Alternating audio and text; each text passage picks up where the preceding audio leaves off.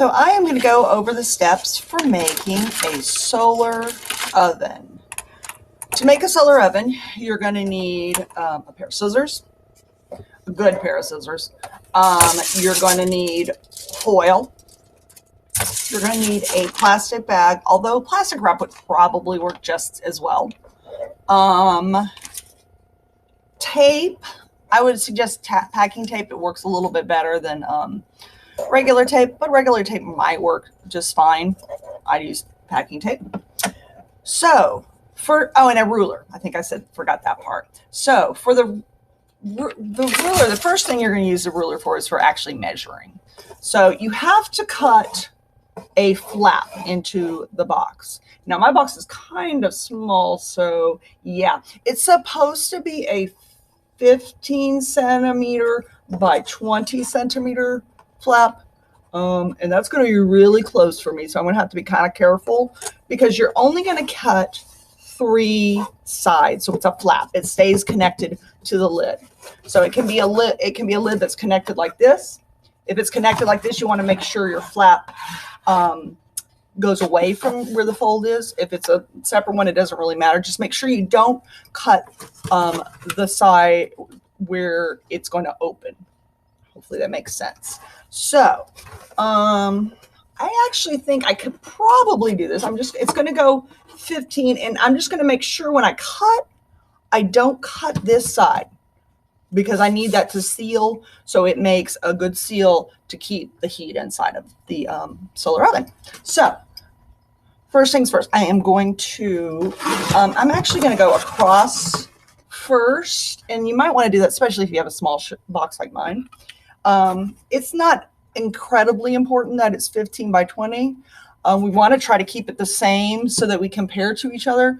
But we're in a really strange situation right now, and I know you guys all don't have your thermometers and cooking thermometers or whatever. A cooking thermometer will work best for testing it, but if you don't have that, just put some stuff outside it and see if you get it hot. That's what most people have done. So I'm going to go across 20. Oops, hello. So I'm going to draw that line just so I have something to follow. And it does not need to be super perfect in the center. Mine is definitely not, and that doesn't matter. The most important part is that you have that opening so that you can put the foil. So go 15 this way, 15 centimeters this way, and 20 centimeters this way. We always use metric when we do science because most of the world uses metric, and we're one of the few countries that uses standard inches and feet and stuff. But we want to use something that other scientists in the world, we can talk with them. Of course, this is just for us 5th graders, but here at Harrington, but that's okay.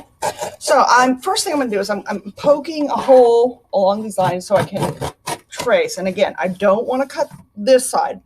I'm going to cut it in a flap. So it's going to be 3 sides are going to get cut. And it's going to take a little muscle to cut it open. There you go. And it may not be perfect. I ended up ripping it a little bit. That's okay. No need to worry. This is not going to be perfect. We don't have perfect things. And in reality, in the story that we read with Arado, she didn't have perfect circumstances either. She had a younger brother and sister watching the solar oven, I think while she was at school, if I remember the story correctly. So, yeah.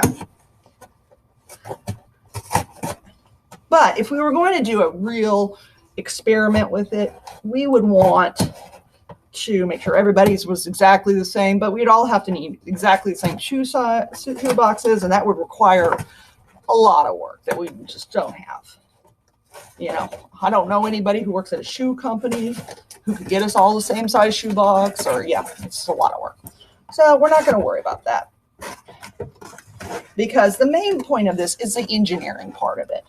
And the thing is, you can make yours better as you go.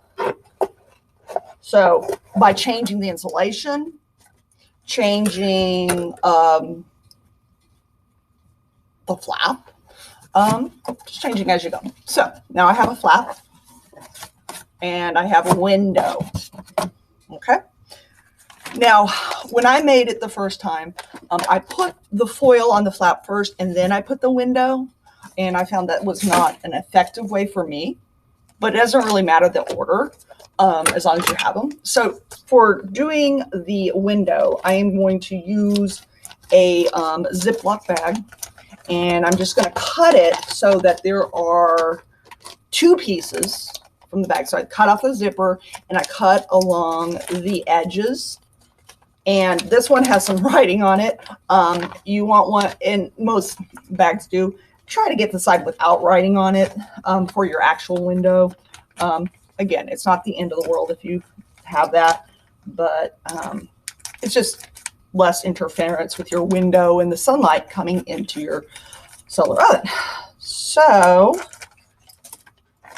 I'm cutting my two pieces of my, there we go. And again, you probably could use plastic wrap, especially if you have like some heavy duty plastic wrap, because it's essentially, all it is doing is trapping that heat inside. Just like when you get in your car after, you know, hot sunny day and it's hot in there. It's hot because the heat gets trapped by those windows and it can't escape. So you open up the windows and let the air in and it cools it off. Okay, so I'm going to take this and I'm going to put it, tape it to the inside, and it's not going to be perfect. It'll overlap, and that's fine. You don't really need to trim it down unless you want to. I did not trim down any of mine. This is my fourth one to make, and I have not trimmed any of them. I'm going to take the packing tape and tape that inside. You want to make sure it makes a seal so that that heat stays in again. So you want to make sure it goes all the way up to that window and covers it. So you're going to tape that in. Okay.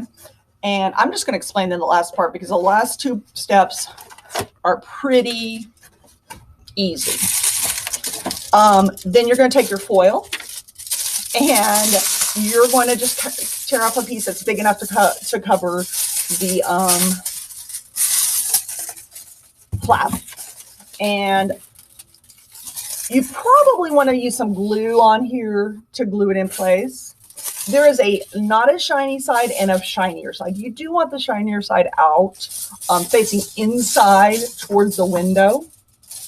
So you're gonna glue it on and then just fold over the edges. It doesn't have to be perfect again.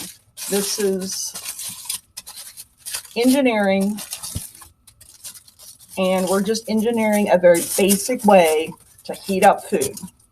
Okay? And I would highly suggest you not eat anything you put in there unless you're really, really confident that, you know, it's fine.